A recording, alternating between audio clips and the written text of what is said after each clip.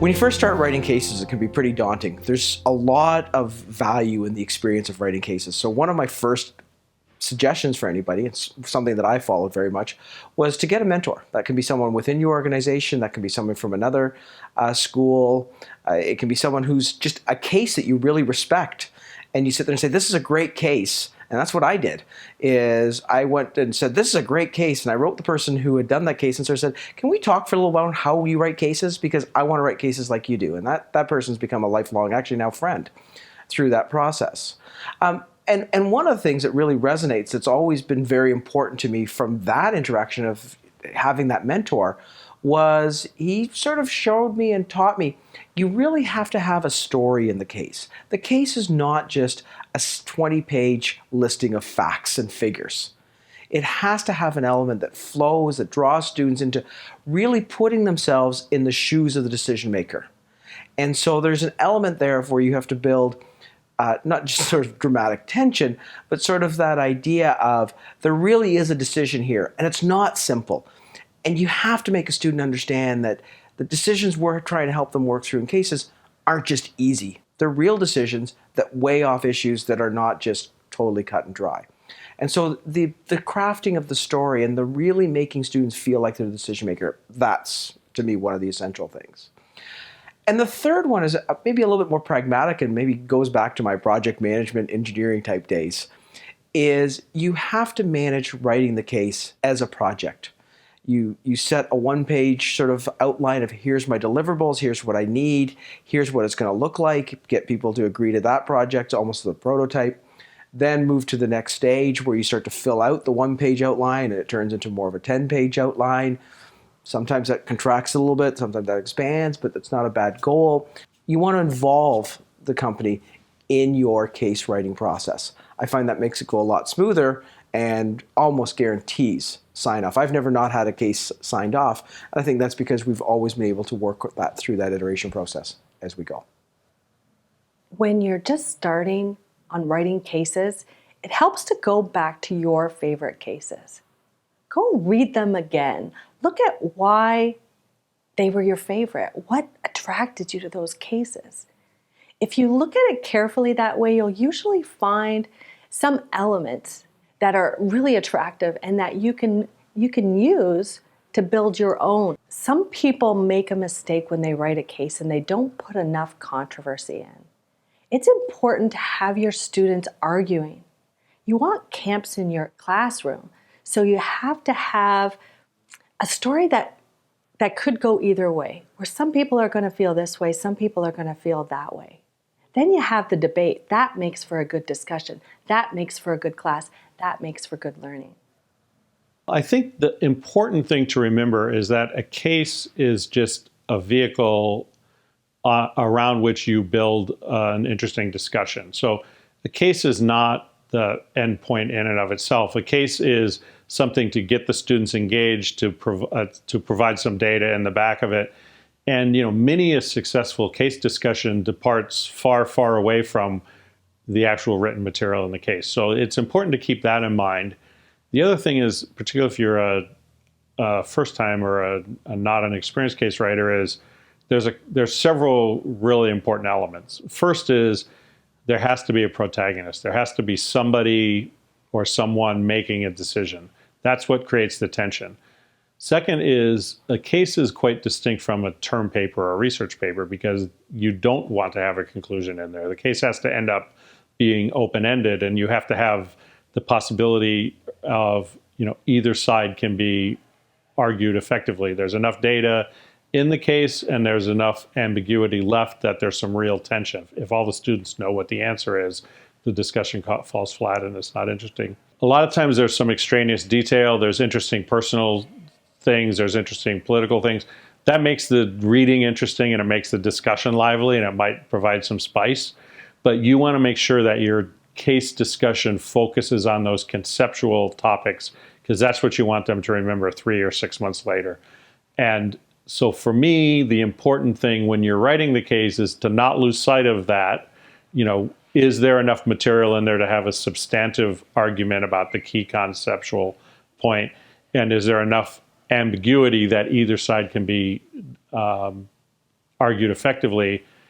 But then the last piece is to remember, again, the goal is to not crack the case. The case is a way for the students to get into a topic, to make it real for them. It's like a story or a movie, and then that lets them grapple with these topics in a somewhat realistic sense. And that makes the learning much more real.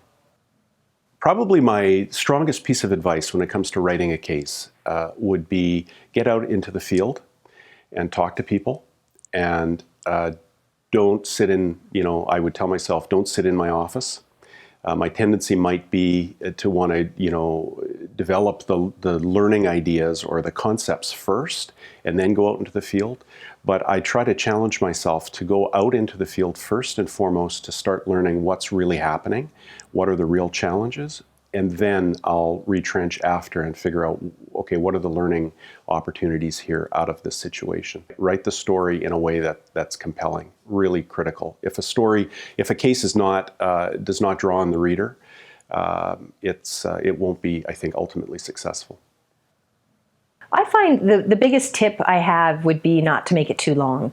When I first started writing cases, I would just want to put all the information in, gather everything on the company, the competition, the industry, and it just ended up creating overly long cases that the students spend too much time preparing extraneous material. So my big tip is write the case and then try to cut it in half if you can, and really get it focused around what you want the students to be thinking about and analyzing about, and the key discussion points you want in the classroom. So tip number one is don't make it too long.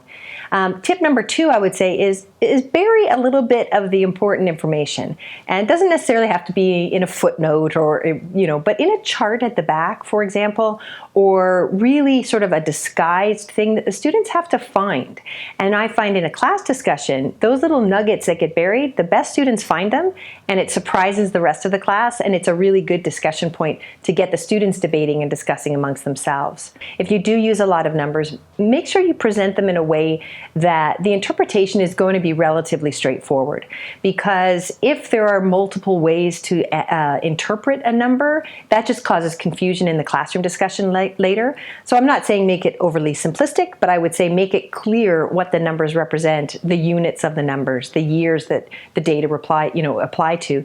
And that makes the class discussion a lot more straightforward, and you can focus on the proper analysis rather than debating or interpreting the number itself. I think the key thing is to find a company that you would be able to work with and write the case on. Now, I should mention, it's possible to write cases sometimes on companies that is basically kind of basic public knowledge, that basically all you need to do is find information in the public domain, including maybe some data in their financials, and you can write a case. And the truth is, those sometimes are easier because you don't have to get any consent from the company.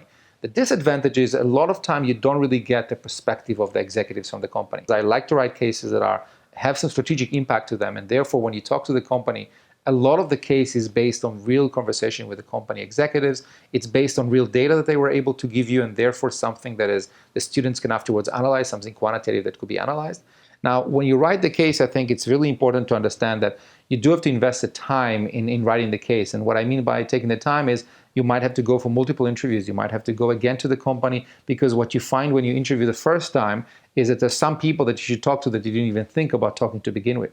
So this kind of process, it takes time. So the first stage is doing all the different interviews. And then based on that, now you have to go back and analyze this and say, okay, what do I have? Do I have enough material? And then synthesizing from it what would be a good case that has a beginning, a story about it, and a specific decision that the firm is trying to make, as well as some kind of trade-offs in there. So some reasons to go with one direction versus another direction. And finally, ideally have some data. A lot of time I like cases that the students actually have to go and analyze some data to be able to answer the question. So all those things I think are important when you're trying to write a case. And I would say when you're writing a case for the first time, try to look at other cases, try to talk to other people. There's some books about writing cases that would be very useful, some other resources. So I think that it's not easy to write a good case, and it might also take some time to get into this kind of idea of writing cases. But I think that the key is, if you find a good company, if you have a good idea, and you spend the time, you should be able to write a good case, and you have some support, you should be able to write a good case. In terms of writing a case, especially for your first time, it can be pretty scary. What I did when I wrote my first case is I reached out to a friend who was an experienced case writer and said, please help. But if you don't have that option, what I will tell you is what she told me. Think about the case, first of all, from your learning outcomes. So before you even start to write the case, now that you've got the story idea from the person that you're writing about, think about, well, what can people learn from this case? What is the decision that the protagonist has to make? And once you get those two things down, you can start to think about, well, what kinds of questions would I ask to achieve those learning outcomes? Which is really part of the instructor's manual or the teaching note. And then and only then should you start writing the case. Case writing isn't about write the case, then write the teaching note. It's a very iterative process. So I find that going back and forth between the case and the teaching note is really the best way to write it, so that you ensure all the information that the student needs to be able to respond to the discussion questions is actually in the case. So it's a bit of a back and forth process. One of the other things that I do when I write cases is I give it to a friendly reader before I submit them. They often find the mistakes that I've made or the things that I'm missing because I'm too close to it. So in general, the first time you write one, it's going to feel hard, but that's okay. That's part of the process. You will learn from the process. Please keep writing cases because I think that they make a huge difference to our students in the classroom.